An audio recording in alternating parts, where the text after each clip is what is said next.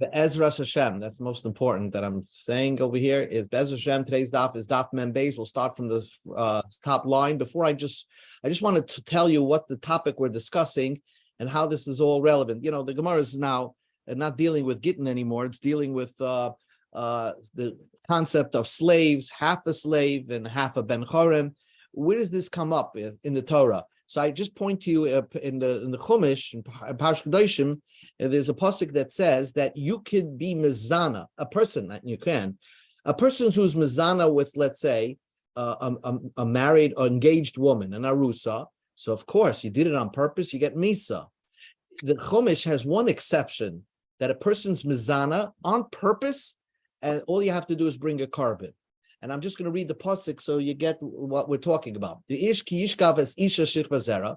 If a man lies with a woman, shichva zera means that he really sleeps with her. And she's a woman, shifcha, she's a maid servant, nechrefes leish, that's engaged to an eved ivri. You see, a shifcha kanainis is permitted to marry an eved ivri, a Jewish slave, a slave who is a Jew. So this shifcha kanainis, but she's a half-free shifcha. So the simple reason is that she wasn't redeemed or she didn't receive her full freedom document. Now, there are two ways to free a slave, a maid, let's say. One way to free it is as if somebody comes up with the money and pays the master. If you only pay for half the value of the maid, then half of her goes free. Or let's say she was owned by two people, and this maid was owned by two people. One of them freed his half, so one half she's not free. So she's a half a free person and a half a aid, and then she does nus on purpose. So the Torah tells us bikoris tio, she gets malchus, but lo yumsu, the man who had an adultery relationship with her, does not get death because she's not totally free. She's not a totally free person, because if she was a totally free person, that means it's an Ivri's wife, then then means she's like a regular Ashes Ish, and therefore you would get misa if you mizana, a person's mizana with an Ashes Ish, you get misa. But here she's a quasi free person, and therefore if you do znus on purpose, you don't get the death penalty, but what you do is you bring a carbon lashem to the Pesach Oil Moed into the Mishkan, and it's a carbon oshem. It's called oshem shivcha charuva. It's a ram. Okay, now let's go into the Gemara. So that's what we're talking about here. So I want to mention before that we had a machlokes yesterday with if a man owns a shivcha 100%, he owns a shivcha 100%. And then he decides that he's going to write a freedom document for half her value. So Rebbe said that's possible, but Chachamim says it doesn't work. Why doesn't it work? Because the Chachamim say it doesn't work because Chachamim say that in order to, just like you can't write a half a get for a lady, you can't divorce a half a woman. So also you can't write a freedom document for an Eved and write just half of you is free. Okay, so here we go. We're starting Daf Mem Beis Amud Aleph on top of the page. Amar Rabba said, Machlokes. There's a machlokes between Rebbe and Rabbanim, whether you could actually free a half a slave. Rebbe says you can. You can write a document saying, I'm freeing half of you. And Rabbanim says it doesn't work. Why doesn't it work? Because you're owning half. You didn't totally let the slave go. You still want to retain half of this slave. Because you freed half and you're keeping half. Let's say in one swoop, I should say, you actually writing the freedom document, plus at the same time you're selling the Eved, half of it, or you're giving it to somebody else. So let's say you wrote in a document, I am freeing half my Eved, plus the other half I'm giving as a present to somebody else. So since Kevam the Nafkamene Kula, since you're now you're not the owner anymore of this slave, so Divrei Hakol Kana, even the Chachamim will hold that it works. Okay, so Divrei Hakol Kana, that was the Chiddush of Rabbah, that the only time Rabbanan argue is only if you wrote, I'm freeing half, I'm keeping half. But if you're totally getting rid of the Eved in just different parts, by freeing half and selling half or giving it as a gift, it works. Amalei Abaya, so Abaya challenged Rabbah. If you give away the whole thing, the Rabbanan will not argue. I mean, let's take a look. We have one brisa that says, "Hakoisev nechosav l'shei avodim." A guy has two slaves. Let's call them slave A and slave B, and he wrote to each one of them. I'm giving you all my possessions. So basically, what does the brisa say? Kanu, they each own all the possessions. They split everything in half.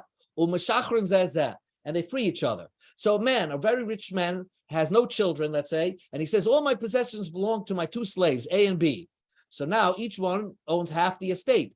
So each one will free each other because they each own a half of the other person. So basically, if you think about it, he's making each slave half free, plus he's selling the other half to the other slave, and therefore they should free each other, and that works. The Tanya Idach and another brisa says, someone who says all my possessions go to my A and B, letter A, letter B slave, it doesn't work. They don't go free. So we see that there is an opinion that says that if you free half an eved and sell an half an eved, it won't work. My love, wouldn't you say, Rebbe, that the brisa says that the first brisa that says, brisa number 1 that says it works goes according to Rebbe.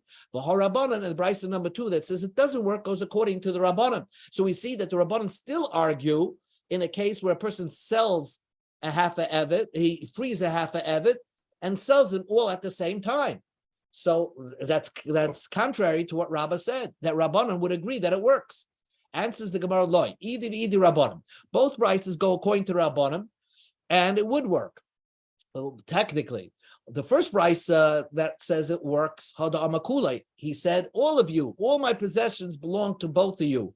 So he wrote a document, each one giving it to them at the same time, or he gave it to a third party to take ownership on behalf of the two slaves. But he gave them document at the same time and wrote each one of them should own the entire possessions that he has. So then it works, because it's happening at the same time, and because of that, therefore, he's absolving himself from his slave totally, albeit by selling half and by freeing half and selling half. But the second brisa says he's saying, I'm only giving you half my possessions. Each one, he said, I'm giving you half my possessions. Well, think about that. If he's giving each one of them half the possessions, probably he's leaving over the other half. So he's keeping half. He's only freeing a half a slave and keeping the other half. And possibly he's giving them only half his possessions. The other half, maybe he wants to give to charity. But so each one was only owning half. So basically he's saying, I'm freeing half my slaves. And that's why the second brisa says it doesn't work. Says the Gemara, but doesn't this end of the second brisa says the second end of the second brisa says if you do say chatzi, it doesn't work. Michlal, so the reisha, the breisha of the brisa, the amakulai, the beginning of the brisa says that even if you do say kulai, it doesn't work. The brisa says two parts. Not only is chatzi not going to work, but even kulai is not going to work. And so therefore, who can only be of that opinion? That's the Rabbanim. And not like Rabbah said, that even if you say kulai, even if you do it all at one time and you get rid of the slave all at one time, it's still not going to work. Answers the Gemara, no. Perushe kamafarish, the Bryce is explaining itself. Atzman loikanu. That means you're not going to, the Eved is not going to be able to set himself free, each one of them. Ketzad, going to Oma Chatzi, because he only gave half of his possessions. So he said to these Avadim, you only own half my possessions. The other half I'm still keeping. So that's why it's not going to work. And the Gemara says, Hachinami Mistabra, that's the logical way to say the second brisa, explain the second brisa, who says it doesn't work. The if you're going to say that the beginning of the second brisa is saying that kulai doesn't work, So hashta ama kulay doesn't work like kanu, ama chatzi chatzi meboya. So if you're telling me that when he says all of you can get all my possessions doesn't work, certainly if he's only giving them half his possessions, it's not going to work. Well, why does the Brisa say that? It must be the Brisa is only talking about chatzi chatzi. So the Gemara says, no, that's not a problem. Really, the Brisa is talking about both chatzi chatzi and kulay. But it says, the Brisa says, explains the Seifa, the end of the Brisa, that's talking about chatzi chatzi, so that you'll understand that the Reisha is even when he says kulay, and it still doesn't kinda. So you shouldn't say that the beginning of the Brisa is talking about when he says half-half. If he says the whole thing all at once, it would work. So that's why Tani Sefer da b'chatzi chatzi m'klal the reisha da amukulay. That's why the end of the Brisa says chatzi chatzi, and the hachi and the reisha is even kulay. Hachi loikani, it doesn't work. So even doesn't work. So that's the Gemara says that's not such a proof. So let's just review again. Just the main point that you have to know over here. That Rabbanan have this opinion that if I write, a rabbi explains, Rabbanan's opinion is if I write a slave, half of you is free, that doesn't work. That means the slave is not half free, he's totally still my slave. But if in one document I write to my slave, half of you I'm free, the other half I'm giving you as a gift to somebody or selling it to somebody else, then the slave would go out free. Because since you're releasing yourself from any ownership of the slave, although you're doing it in pieces, it works. That's called kulay. You're getting rid of the whole slave at one shot. Now, even though there was a brisa that said that it doesn't work, so the Gemara is going to give you another teretz. In the second brisa, the reason why it doesn't work, even if you said it should all happen at one time, but if you're releasing two slaves with one document, that doesn't work. Imagine a man who has two wives and he wants to save money on paper, and he writes one get for his two wives.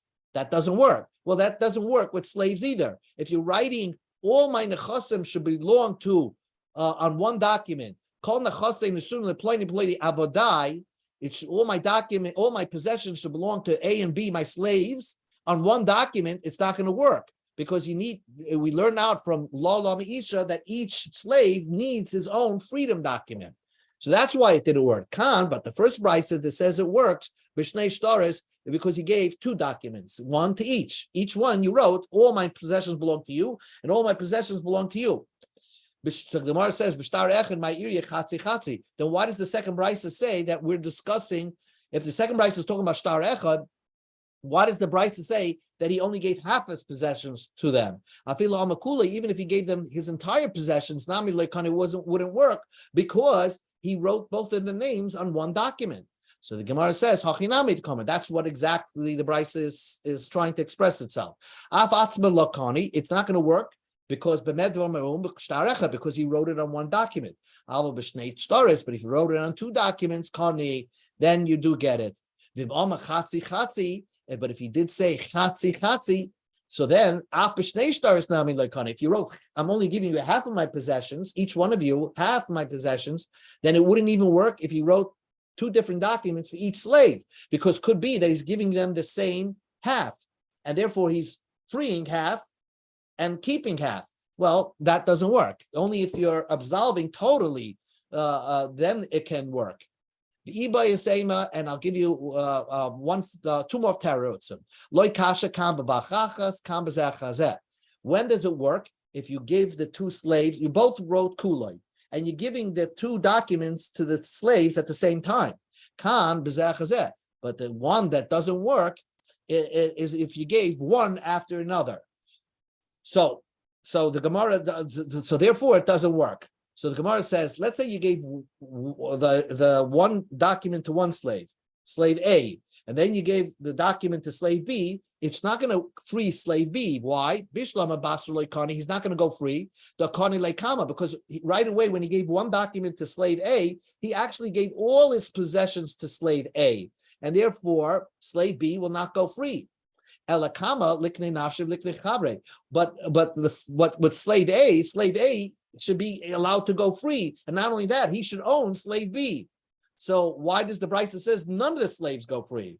This is not a good teretz. The Shanim Makari, you have to go back to our first teretz. Rav Ashi gives you another teretz. Shana Hossam, the reason why in Bryson number 2 it doesn't work, because look what he wrote in Bryson number 2. If you look at the language, he wrote, all my possessions belong to A and B, my slaves. Well, he's still calling them my slaves. If you're still calling them my slaves, he's thinking that I don't have to free them, just call them I could still have them my slaves and just say my possessions belong to my slaves. So because the language is wrong, that's why it doesn't work. He says, you are still my slaves. Well, if you're still my slaves, so then it's not going to work, and the slaves don't get their freedom.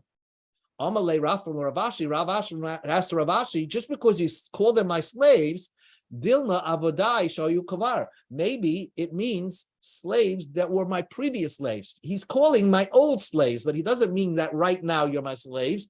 He means I'm freeing you. Didn't we learn in the Mishnah? He writes all his possessions belong to his slave. She goes out free, right? He wrote, all my possessions belong to my slave. The slave goes out free. Shir karka koshu, if he left over one piece of land, he says, my slave goes out free, except one minute piece, all my possessions belong to my slave, except one little piece of land. Lo yatzacheres, the slave does not go out free, because just like we don't know which piece of land he wants to keep, so therefore all his real estate he's holding on to, so therefore then the slave will not go out free, because since his words are not effective on one part of the statement, even in the first part of the statement, kol nechasav la'avdai is also not going to be an effective statement. Basically, we say loy pagin in the buray. We don't divide his words. If it doesn't make sense in the second part, it's not going to make sense in the first part. Rab Shimon says, lo'elam hu ben chayim, a man goes free. The slave goes free. All my possessions belong to so and so. Avdi, my slave, except 1% of my assets I'm not giving to my slave. Well, it could be he was joking around with a slave, because maybe he feels that a slave is worth 1% of his assets, and therefore the slave would not go out free. So we're medayik in the language of Rab Shimon. Because he said, except 1%, I'm not giving to my slave. That's why it's not an effective gift. If he did not say this, Kani, if he said, Kol nechasai belongs to my slave, it would work. Amai. He's saying, you are my slave, I'm giving you all my possessions. So why should the slave go out free? Ela avdai. So when he means slave, he doesn't mean I'm giving it to my slave and you're still a slave. It means shahoya kavar, the slave that I used to have. So we could also interpret when a person writes all in our brisa, when he says all my possessions belong to Pliny, my slaves, it doesn't mean they're still slaves. It means the slaves that were previously slaves. And therefore Rav Ashi's interpretation why it doesn't work is because he's calling avodai doesn't hold up, because it could be that we should interpret it as it means that they were his slaves, and yet the brisa still says it's not going to work. Anyway, what you just have to walk away from this whole sugya again. Rabbanan hold, you can't write a document and say I'm freeing half my slaves. That's not going to work. Either you do it; it's a zero-sum game. You either do the whole thing or nothing. Except if you write I'm freeing half my slave and gifting half my slave to somebody else or selling it, that's the only time it could work. Next Gemara. We learned in the Mishnah that if a person was a slave of two owners and one of them freed, so the Mishnah says that he works for himself one day and he works for the other master that did not free him. Now the Mishnah, the Gemara discusses a case. Let's say the slave, this half a slave, half a free person, got gored by an ox. So Yom Shel Rabbi, depends what day it happened. If it was the day that he's supposed to work for his master, the Rabbi, then it belongs to the master. Yom Shel Atzmai, but if it happened on the day that he was working for himself, La Atzmai, then it belongs to himself. Now, what that means is that you don't split the damages. In other words, because he got gored by an ox, the owner of the ox is going to have to pay. So it depends. If the day that the ox gored him, he was actually working for his master, then the money of the payment belongs to the master. But if it was a free day, it was the day that he works for himself, then he gets to keep the nezek, the damages. But you don't split it between the master and himself, even though technically once somebody's damaged, he's not going to work anymore. So, but that's the luck of the draw. It depends when it happened. If it happened on his day, he gets to keep it. If it happens on the rabbi's day, the rabbi gets to keep it. Elamiyata, says the Gemara, if that's how you're dividing the atom over here, that the day that he works for the rabbi, he's a slave, and the day that he's free, he's a free person, then let's say by marriage too. Yom shel rabbi yisa shevcha, yom shel atzma yisa baschorin. When he's free, he should be able to marry. The day that he's working for the master, he should marry a shevcha. The day that he works for himself, he should be able to marry a free person. And why do we say no? The Mishnah says that we don't allow him to marry anybody because we look at him as a complete person, and he's a half a slave and a half a free person. And says the Gemara, Isur loy kamridim. By Isur, we don't split him. In other words, as a person, he's a half a slave, half a bascharim. But when it comes to payments, that depends when the event took place. If it happened on the day that he was working for his master, it belongs to the master. If it happens on the day he's working for himself, he gets to keep it. Tashma, come in here. Where the Brisa says, Hamis, if he got killed, not like the cow killed him, an ox killed the Eved. He's a half a slave and half a ben chayrin. So then the owner of the ox is supposed to pay 30 shkolim, right? 30 kesef. Noisin chatzi knas, then it's split. Noisin chatzi knas the rabbi. We go to Amid Beis, then Beis, v'chatzi koifel yarshav. You give half the knas to the owner, and half the knas belongs to the slave, or his slave is dead. It belongs to the kids of the slave, which is his inheritance. Maybe he had a brother, or somebody, or maybe he had children. So the Gemara says, Amai, why do we do that? Why do we split? Why? But when he gets killed, you split, and when he gets damaged, you don't split it. Hachinami leimi yom shel rabbi. It depends when he got killed. On the day of the rabbi, it should go to the rabbi. Yom shel atzmai la'atzmai. The day that it happened by him, when he was working for himself, he should keep it. Answers the Gemara, Shani Hoch, it's different. The kol kal yakarna, because here it affects everybody. When the slave is killed, the whole slave is gone. So therefore, the two owners, himself and his half-owner master, should have to split the knas that's supposed to be given. So which is the case that you don't do the split, and that you determine who gets the nezek is on the day it happened. The loy kokal yakarna, when nothing got lost by this damage, that the principle is not lost. Give me an example. Kigoin shiko al yodai, that he got the eved got whacked on his hand. V'tzamtzu yodai, now his hand got broken or shrunken. But v'sayfer laksa, he'll get mobilized again. So then we say we split the whole thing.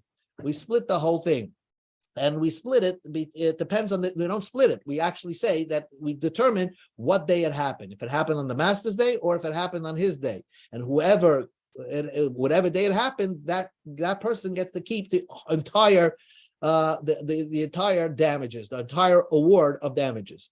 So the Gemara says, Hani Abaya, then this whole thing makes sense according to Abaya, the Amar, who says like this, that it can make sense when you damage a person, right? Let's say you damage the baseball player, and for a whole year he's not going to work, and he's in the hospital for a whole year, and he's getting $10 million a year.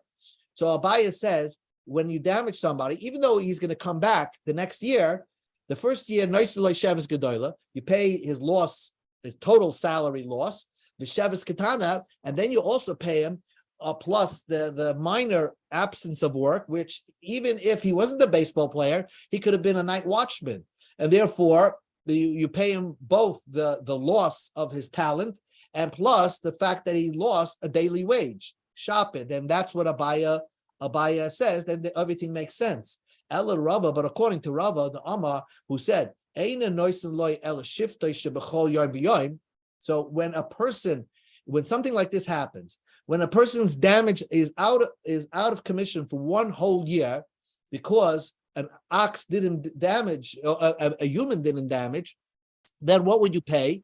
You would only pay a loss of that he's not working as a watchman. The fact that he's not playing baseball anymore, according to Rava, you wouldn't pay that because eventually he's coming back to the game the following year. So so all you just pay is the loss of simple wages that he lost because he's in the hospital on day to day.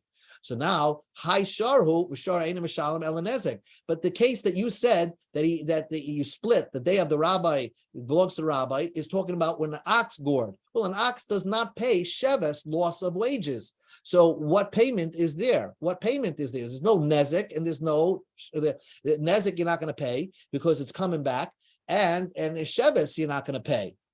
So what wages, what payment is there that you're going to give to the rabbi or to him?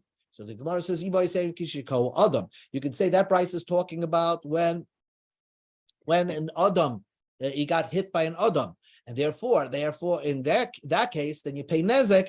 That, again, so it's not when an ox gored. It's actually an Adam hit him. So then it depends, then you determine who gets the payment on the day that it happens. The Ibai say, remember the Rav. This whole brisa is just a statement. It's not a Tanaic statement. It was said by somebody, and Rabba can argue on him. So according to Rabba, Nagach Shar, you wouldn't get it. There was no payment there. That's why it's not that part is not a question. Now we turn our heads to one more piece of Gemara, and then we'll stop. The Gemara says, the Mishnah says that whoever is a Chatzi Eved, Chatzi Ben Chorin, right? Let's say one owner freed him and the other owner did not free him. So originally the Mishnah said that the guy should stay on, the guy lives like that. One day he works for the master, one day he works for himself. But the problem is, Beis Shammai said, he spiritually that's not good because he can't get married. He can't marry a shifcha and he can't marry a free person because he's a half a person. So the Mishnah says we force the owner that still is holding out to sell or to free his half of the slave. The slave will have to pay that owner back, but in the meantime, he becomes a free person. But during that time that we're forcing the owner, the remaining owner to free the slave, this person is called a mu'ukev get shichra. We know that he's going to be a free person, but he did not yet receive the get shichra. So the Gemara's question is, Ba'ukav get shichra. If someone had a delay in receiving his freedom document, so and then something happened to him that he now gets awarded damages. Yesh like knas or ain't like knas. Does the owner still get knas or not? The owner still is required to give a get shichra, but he didn't do it yet. Because the pasuk says, the 30 shekels belong to the master. That's what the Torah says. You can't call him the master if he's being forced now to write a get shichra. Or maybe even the mechusa get shichra adon karinabe. Since he's missing the get shichra, he's still called the adon. Let me give you another example of a person that's mechusa get shichra. If a guy says, I'm making my slave free, well, he doesn't own the slave anymore, but he's still required to write a get shichra. So in that case, if the slave got damaged and now it was awarded a knas payment, does the owner get the rights to it? Either he's not the master, but at the end of the day, he didn't give the get shichra. So that was the Gemara's question. So Tashma come in here. Hey, Miss Misha Chetzi Afoya v'Chetzi Ben Chorim. Noisin Chetzi Knas l'Rabbi v'Chetzi Kaifel Yosher. If a half a Eved and a half a Ben Chorim, then you split it. Half the knas goes to the rabbi, then half a knas kaifel yoshev. But you see, half knas ends up by the master. My love, Commissioner Chroina. Isn't this like what the Beis Shammai said? That he's a mu'ukav, the rabbi was supposed to give a get shecher, didn't do it yet, and yet he gets awarded the payments of half the knas. Answers the Gemara Lloyd, is Commissioner Rishoina. It goes according to the first Mishnah, which Beis Hillel says no. We leave it as is, that he remains a half a Eved and a half a Ben Choron. He's not even a Mu'ukav get Shichra because we're not, according to Beis Hillel, you don't force the first owner to the remaining owner to give the freedom document. One more, Tashma, come in here. Hipel Shinoi. Now we know that if you knock out the tooth of an Eved, he goes out free. So if a person knocked out the tooth of his Eved, then he blinded him. So yoytze b'shinoi, right away he goes free with the tooth. V'noisin d'mei einoi, and then he has to pay the value of the eye to the slave. Now he didn't even write the document. If you knock the teeth out of your eved, you still have to write him a freedom document. So he goes out free because you knocked his teeth out, but he gets to keep the money. He gets to keep the money because you blinded him. But wait a second, he didn't receive the document yet. If